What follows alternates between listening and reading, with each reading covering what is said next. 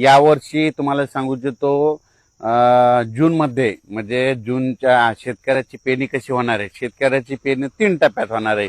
एक पहिला टप्पा होणार आहे 7-8 जूनच्या दरम्यान एकदा पाऊस येणार आहे, त्या टायमाला कापसाच्या शेतकऱ्याच्या लागवडी होतील काही भागातल्या। त्याच्यानंतर दुसरा टप्पा होईल 15, 16, 17 दरम्यान जून मध्ये पाऊस येईल त्याच्यात काही भागातल्या। आणि तिसरा टप्पा काय होईल जूनच्या शेवटच्या आठवड्यात म्हणजे 25 ते 29 जूनच्या जे पाऊस येईल त्याच्यात मात्र सर्व शेतकऱ्याच्या पेरण्या होतील। म्हणून हे लक्षायचं म्हणजे सगळ्यांच्या पेरण्या एका टप्प्यात होणार नाहीत, 3 टप्प्यात पेरण्या होतील म्हणून हे लक्षायचं। आणि त्याच्यातून जर काही शेतकरी उरले तर 10 जुलै ते 15 जुलैमध्ये पाऊस येईल आणि त्याच्यात त्या शेतकऱ्याच्या पेरण्या होतील।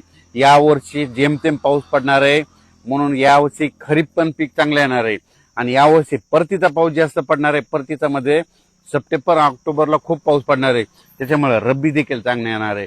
म्हणजे हे जे साल आहे हे शेतकऱ्यासाठी खूप चांगलं साल आहे, म्हणजे खरीप पण चांगलं येणार।